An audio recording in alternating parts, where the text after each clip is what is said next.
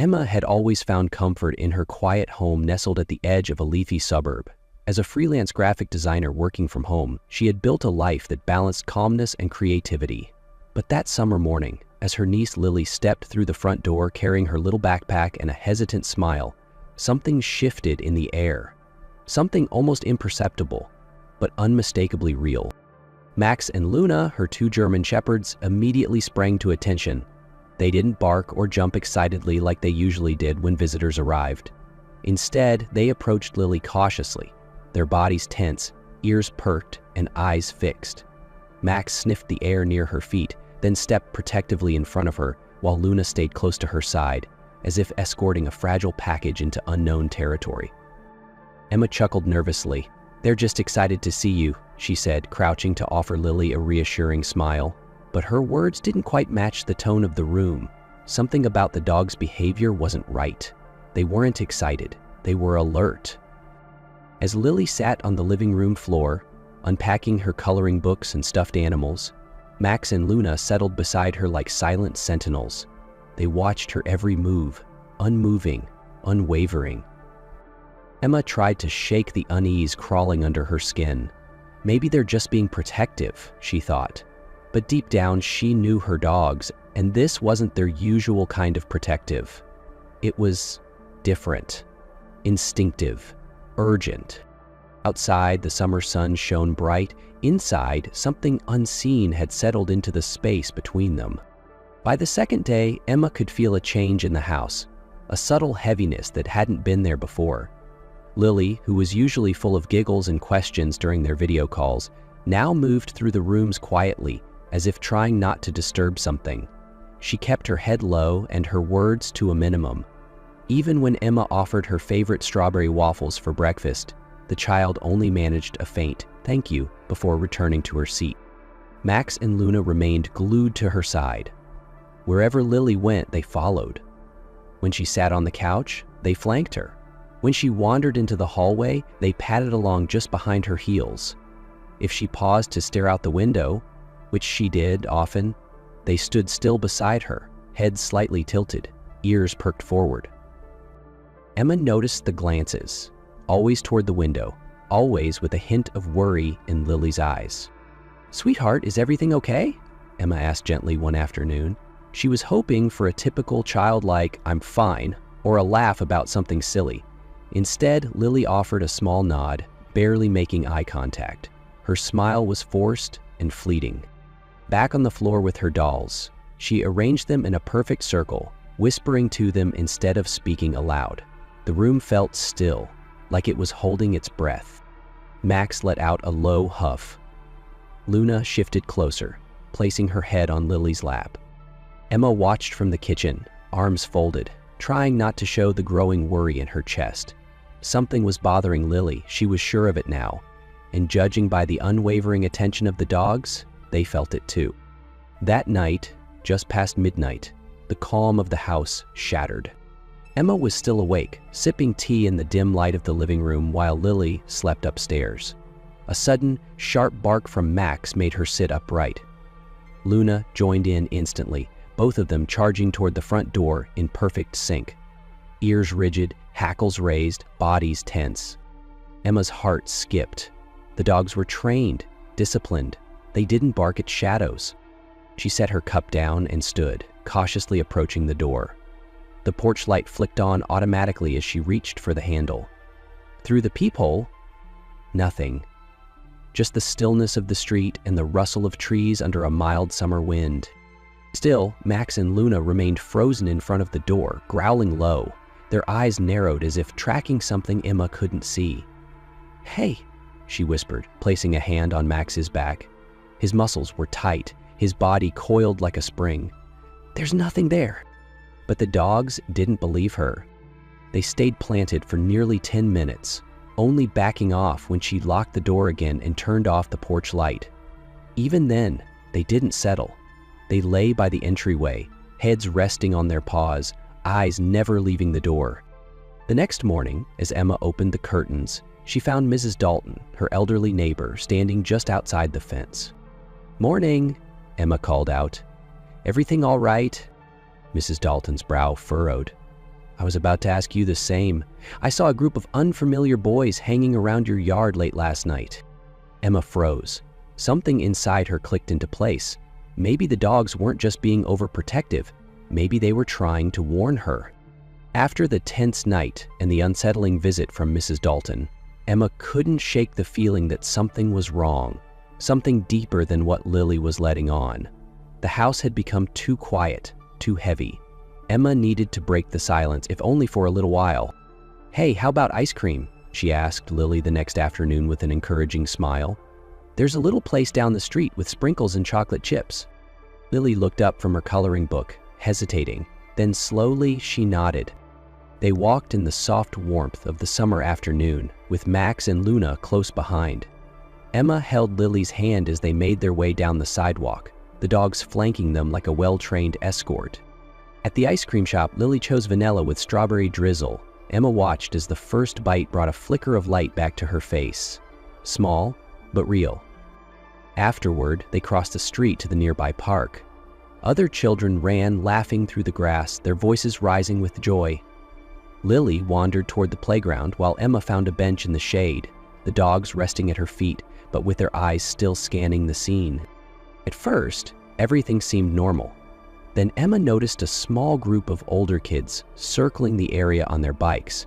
They weren't loud or rude, but something about the way they looked at Lily made Emma sit up straighter. There was something cold in their eyes, something too focused. As they passed by, their gazes lingered too long. Emma felt a twist in her stomach, a sharp edge of protectiveness rising in her chest. It wasn't just casual curiosity. It felt intentional, and it made her skin prickle. Max and Luna stiffened. Their tails stopped wagging, their eyes locked onto the group with quiet intensity. Emma followed their gaze, and for the first time she wondered if the danger wasn't imagined after all. The walk home from the park was quiet. Too quiet.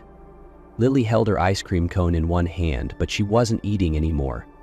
Her other hand gripped Emma's tightly, and every now and then she glanced over her shoulder.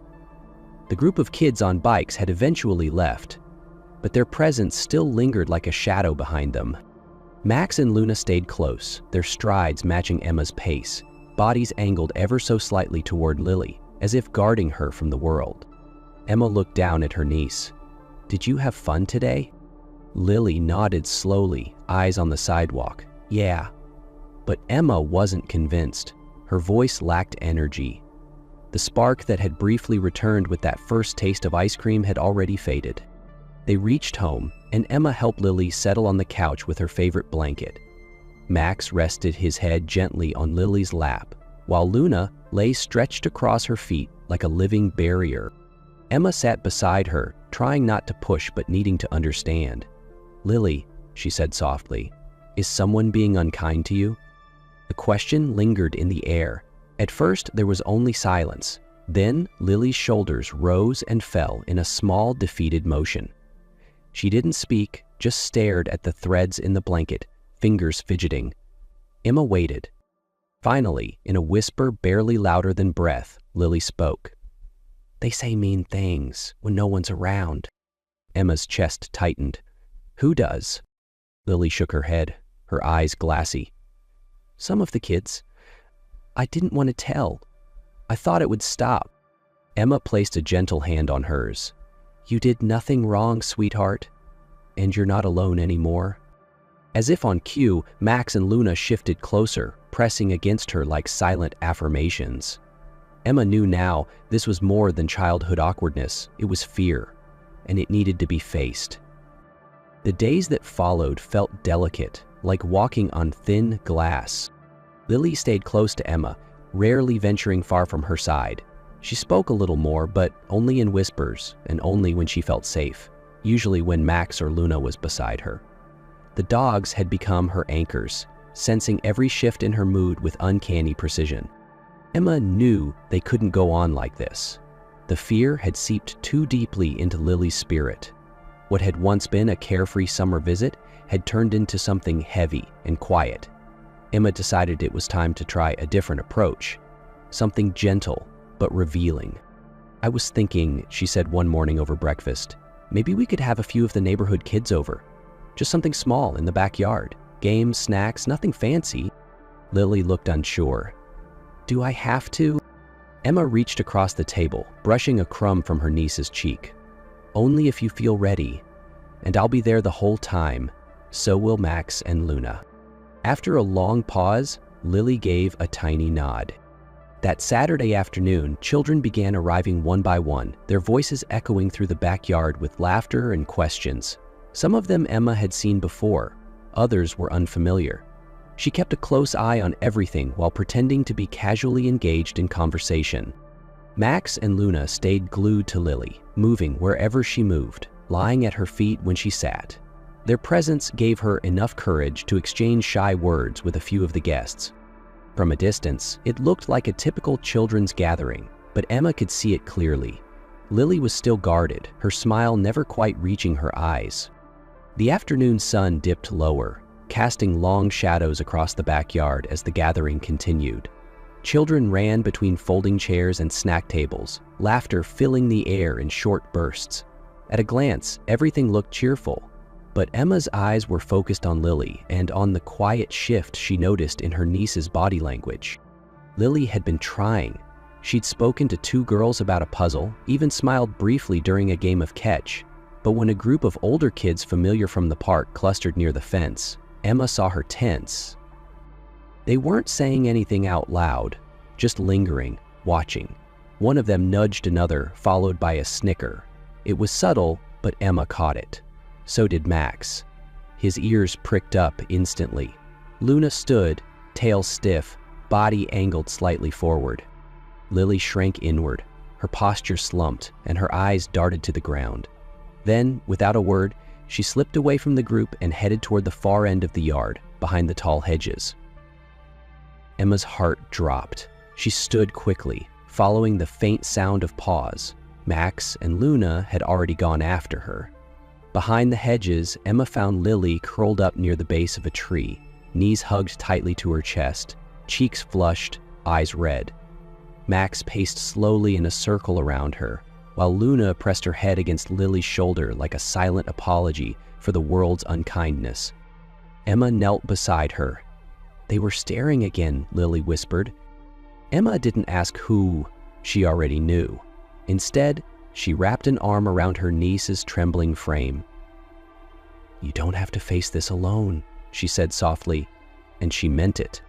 That evening, after the last guest had left and the backyard was quiet once more, Emma sat with her sister on the porch. Lily had gone to bed early, worn out from the emotional weight of the day. Max and Luna were curled near the door, still alert, still watchful. Emma recounted everything, what she'd seen, what Lily had whispered behind the hedges, and how those subtle glances and quiet snickers had cut deeper than most would notice. "I think it's time to talk to the other parents," she said gently. Her sister nodded slowly. "If we don't say something now, it'll just keep happening." They agreed to arrange a small meeting, nothing accusatory, just a conversation. It had to be respectful, thoughtful. The goal wasn't to blame, but to open eyes. The following evening, 4 families gathered in Emma's living room. Emma served tea, trying to ease the tension that lingered in the air like dust in sunlight. Lily sat quietly on the stairs, out of sight but within earshot. Max and Luna lay beside her, as if guarding the line between her pain and the grown-up world she didn't yet fully understand. Emma stood, her hands trembling slightly, but her voice when it came was steady, tinged with sorrow more than anger. "She used to laugh all the time," Emma began, eyes moistening.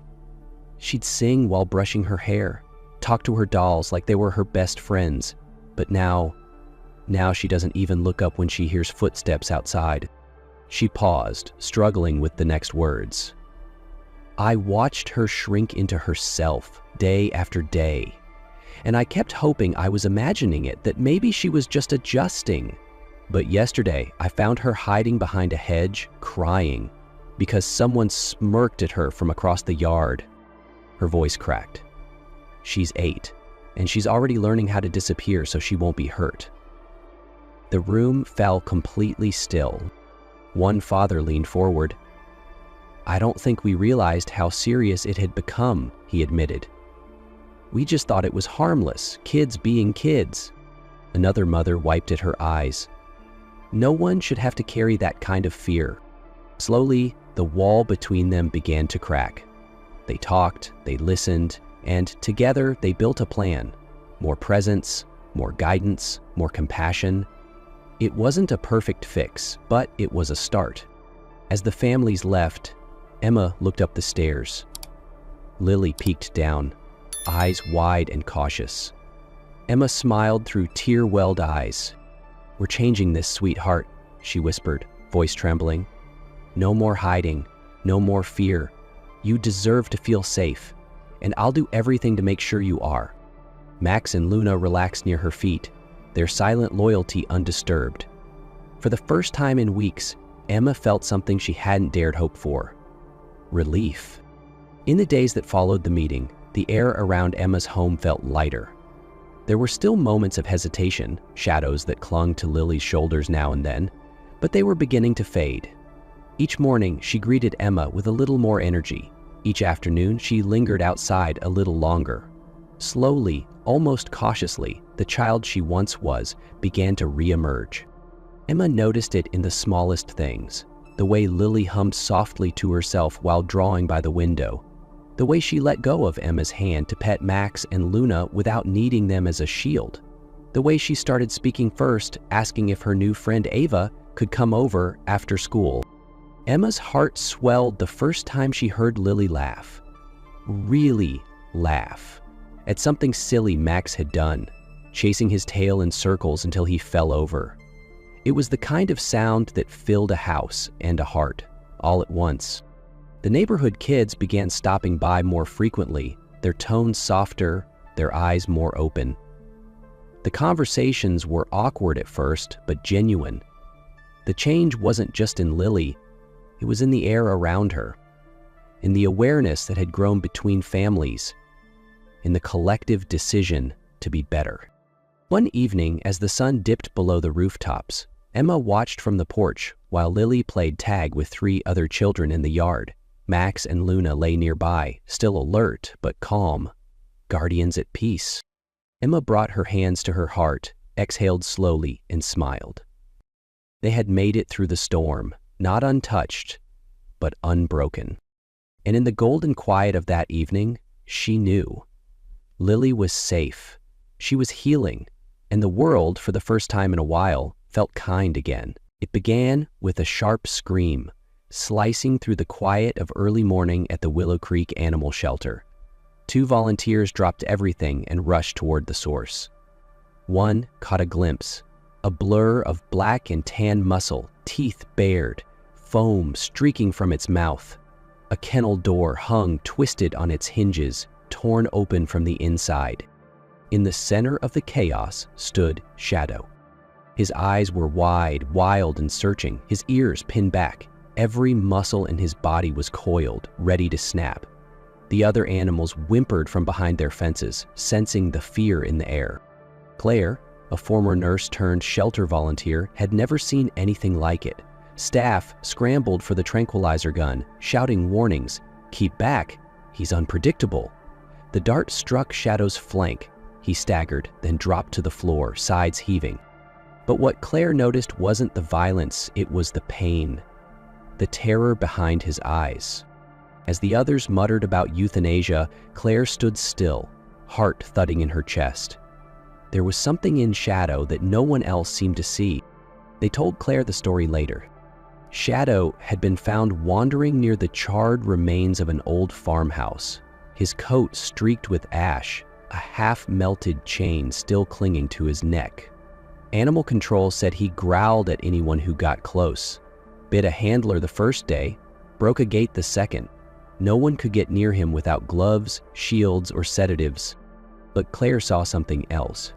In the dim light of the infirmary, while Shadow lay unconscious, Claire knelt beside him.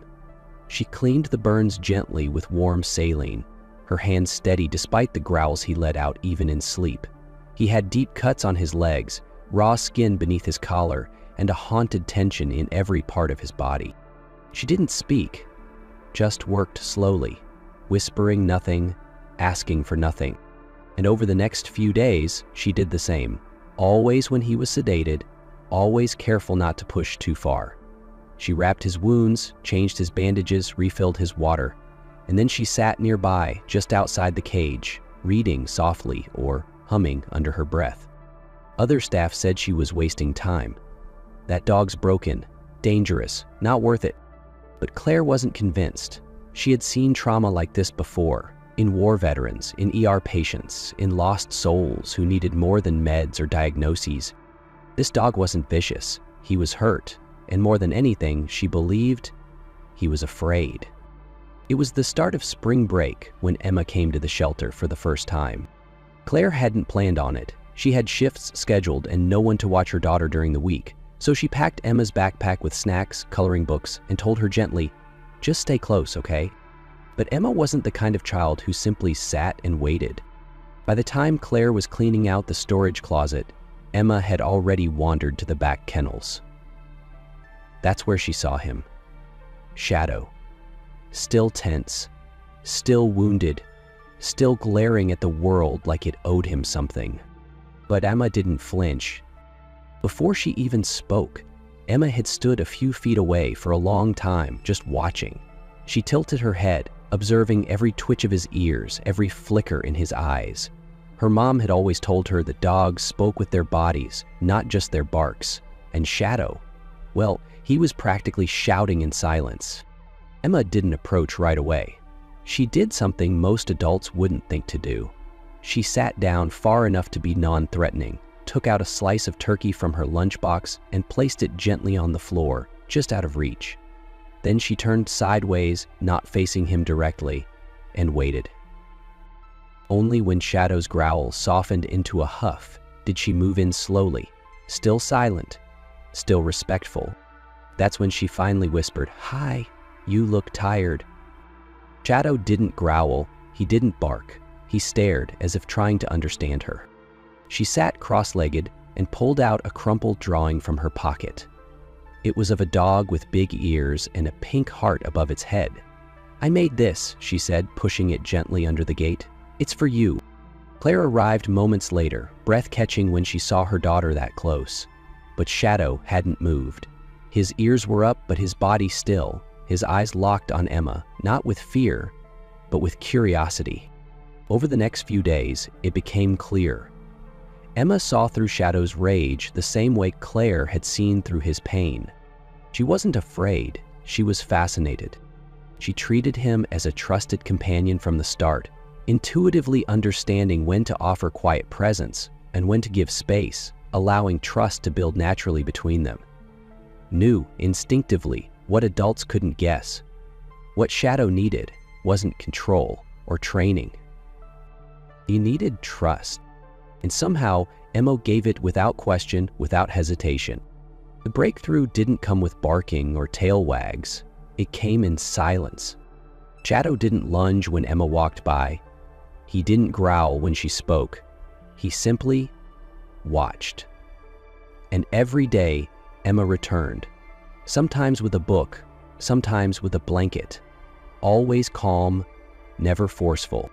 She'd sit near his cage and talk about her day, tell him stories about school, about the animals she wished she could adopt, about the time she tried to teach a squirrel to do tricks. And Shadow, in his corner, would just listen. Then, everything changed the day the alarm rang. An electrical issue sparked a small fire in the back storage room. Smoke filled the hallway and staff began rushing to get animals out. But when Claire and Emma reached Shadow's kennel, he was still locked inside. Most volunteers hesitated. "He might bite. We don't have time," someone shouted. Shadow stood frozen in his cage, shaking. The smoke, the chaos, it triggered something deep inside him. A memory. A nightmare. And again, he was being left behind. But then came Emma's voice. "Please," she cried, tears in her eyes, pulling at Claire's sleeve. "Don't leave him. Please, someone save him. He's scared. He's not bad." She repeated it over and over, her small voice echoing through the noise, cutting through the fear. A staff member finally stepped forward and opened the kennel, tossing a leash inside and calling softly to Shadow. He hesitated, but then stepped forward, slowly, ears pinned, body low. When he emerged into the hallway, coughing and panting, his eyes scanned the crowd and landed on Emma. He didn't run or bark. He just stood there, stunned, chest heaving from the smoke. The world around him blurred, but through the haze, he saw her. Emma, kneeling just outside the smoke-filled hallway, her hands clasped tightly over her mouth, tears streaking down her cheeks. The moment their eyes met, Emma burst forward, only stopped by Claire gently grabbing her shoulders. "He's okay," Claire whispered, voice shaking. Emma nodded rapidly, tears falling faster. "I knew he'd come out. I just knew he would." Shadow took one small step toward them, then another. But it wasn't fear this time. It was something softer, something new. And then he did something no one expected.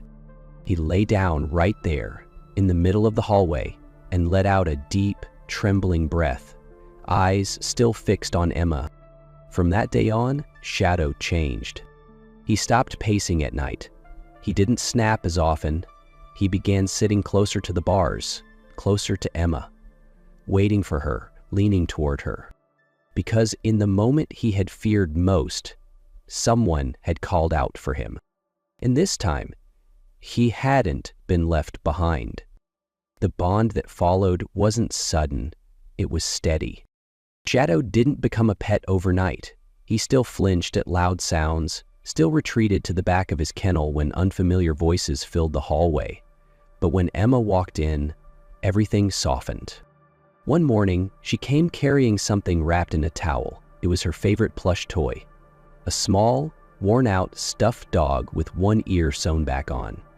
Claire raised an eyebrow. "Sweetheart, are you sure you want to give him that?" she asked gently. "He might destroy it." Emma only smiled. "That's okay, it's his now." She knelt by the kennel and gently slid the toy through the bars. Shadow stiffened, eyes locked on it. He sniffed once, then twice, and for a moment everyone held their breath. But he didn't tear it apart. Instead, he nudged it gently with his nose, then picked it up and carried it to the far corner, curling his body around it as if it were something precious. His eyes didn't rage anymore. They looked tired, vulnerable, trusting. From that day, the plush toy stayed with him, through every feeding, every checkup, and Emma began to spend more time inside the kennel under close supervision. She brushed his coat with slow, deliberate strokes. Shadow would lean into her hand, eyes closing as if rediscovering something long forgotten. Claire tried once, reaching in to scratch behind his ear. Shadow let out a low growl. Not aggressive, just uncertain. She backed off. It was clear Shadow had made his choice. He didn't want everyone. He didn't need everyone. He had chosen Emma, and Emma never asked him to be anything more than what he was, a wounded dog who just needed someone to believe in him. It was a quiet Thursday morning when the call came in. Claire had just finished cleaning Shadow's kennel when the shelter manager waved her over. "You need to hear this," she said, holding out the phone. On the line was an elderly man named Mr. Bennett. His voice was gravelly, worn with age and grief. He explained that nearly a year ago his house had been broken into. His dog, a retired police canine named Max, had been taken. He searched for months, filed reports, put up flyers, but nothing came, until a friend sent him a photo from the shelter's website. "I'd know that face anywhere," Mr. Bennett said.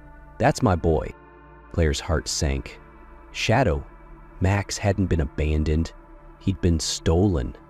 And the fire, it all made sense now. The panic, the trauma, the way he froze at the scent of smoke.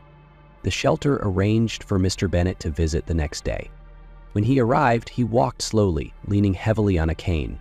In his other hand, he carried a faded photograph of a younger Shadow sitting beside him on a porch, both of them smiling. Shadow stood at the back of his kennel when the man entered. At first, he didn't move. His eyes narrowed, ears slightly lifted, cautious. Mr. Bennett knelt down with effort, placed the photo near the bars, and whispered, "You saved my life once, remember? That night in the snow when I fell outside? You barked until the neighbors came. You always knew what mattered."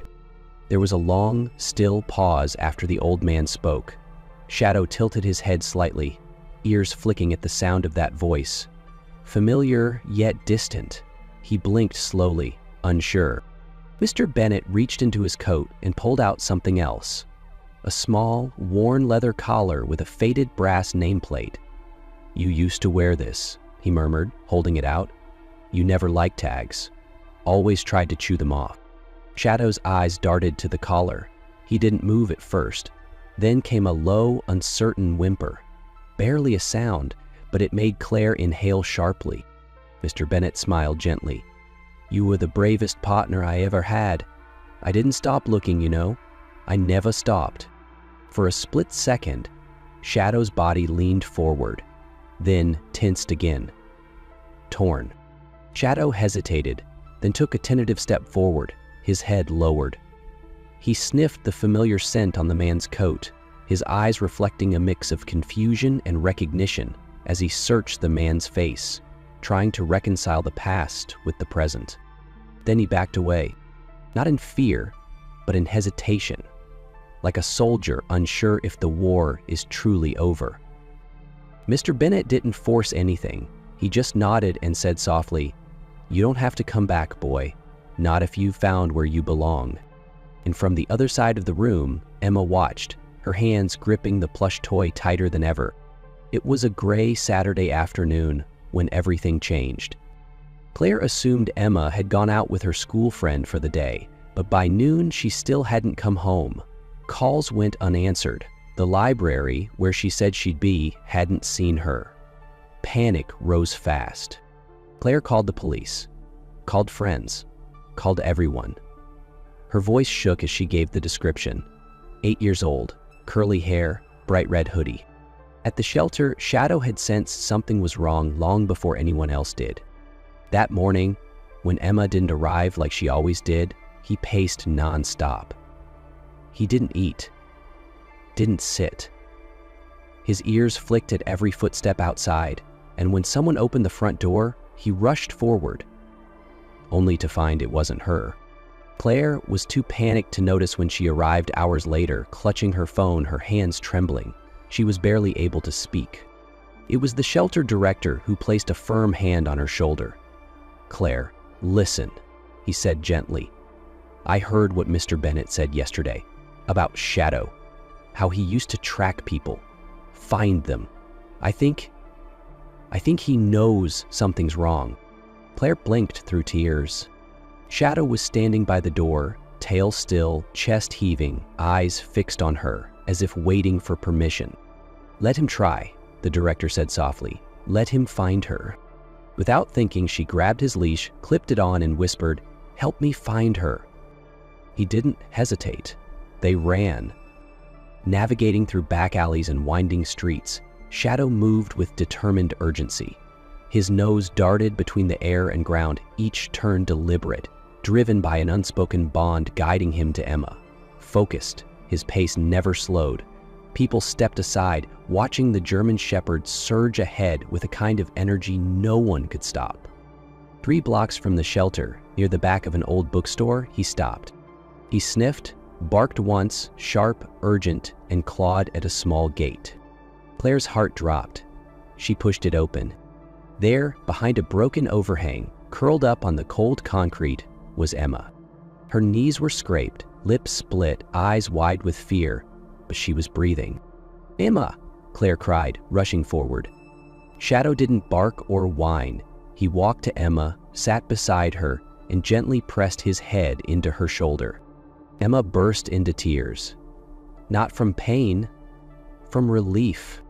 Claire sank beside them, wrapping both into her arms. She didn't ask what happened. She didn't need to. All that mattered was Shadow had found her, and he hadn't stopped until he did. The story spread quickly, first through whispers at the shelter, then in local headlines. Rescue dog finds missing girl. the German shepherd that wouldn't stop searching. Reporters called, neighbors stopped by with flowers and thank you cards. Children pressed their faces to the shelter windows, hoping for a glimpse of the hero dog. But Shadow didn't care about the attention. He only cared about Emma. Every morning, he waited by the gate, ears lifted at the faintest sound of her voice. Every afternoon, when she walked in with her backpack bouncing and hair tied in a messy ponytail, his eyes softened. He followed her everywhere, never pushing, never demanding, just present, steady, loyal. Claire watched all this with quiet awe. There was something sacred about the way they moved together, like a rhythm only they understood. Emma didn't try to make Shadow do tricks. She didn't expect obedience. She simply let him be, and he, in return, gave her his whole heart. A week after the rescue, the shelter staff held a meeting. There were dozens of adoption requests coming in, families from other towns, retired officers, dog lovers from all over. But Claire stood at the front of the room with a letter in her hand and tears in her voice. "I think we all know where Shadow belongs now," she said, softly. She turned to Emma, who sat beside her, clutching her worn plush toy. "If you'll have him," Claire said, kneeling, "Shadow is yours." Emma's eyes widened. She looked at her mom for confirmation. Claire nodded, already crying. And in that moment, it was done. Shadow wasn't a shelter dog anymore. He was home. Life settled into a quiet rhythm after that.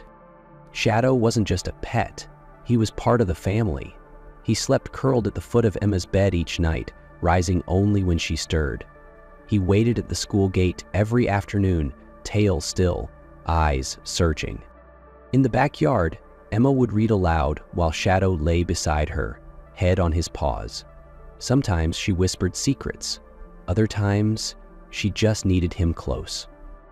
When she cried, he didn't lick away her tears. He simply leaned in, still and silent, letting her know he was there. Years passed, and Emma grew taller. Her presence grew quieter, but deeper. She didn't talk the most in class or try to be the center of attention, but when someone was hurting or needed quiet understanding, they found Emma. Her teachers noticed how she listened, how she noticed the things others missed. And her friends, they came to her when they needed someone who wouldn't judge, someone who just stayed, like Shadow always did. On the day Emma graduated from high school, she donned a light blue dress, clutching a cherished photo of her and Shadow on the day they became inseparable, a symbol of their enduring bond. He couldn't climb the stage anymore, but he sat in the front row, tail wagging gently as she accepted her diploma. The applause echoed across the crowd, but it was the way Emma looked down at him, eyes glassy with emotion, that said it all. He had walked her through the darkest parts of childhood, stood by her when no one else understood, and stayed until she was strong enough to walk forward on her own. Shadow passed away quietly, lying on his favorite rug as the sun warmed his aging fur. Emma, now grown, sat beside him, whispering, "You saved me. I'll never forget." He sighed once, then stilled. But his story didn't end there. Emma carried him forward. She studied animal behavior, worked with rescue dogs, and became a gentle guide to the ones most afraid. She didn't try to fix them, she understood them. Sometimes, when sitting beside a trembling dog, she'd hum softly, like she once did with Shadow. And slowly, those dogs inched closer, trusting again. Years later, a new dog would find its way into her life, but none would ever take his place. Because love like Shadow's doesn't disappear, it lingers, in memory, in action, in the quiet space where healing begins. It lives on.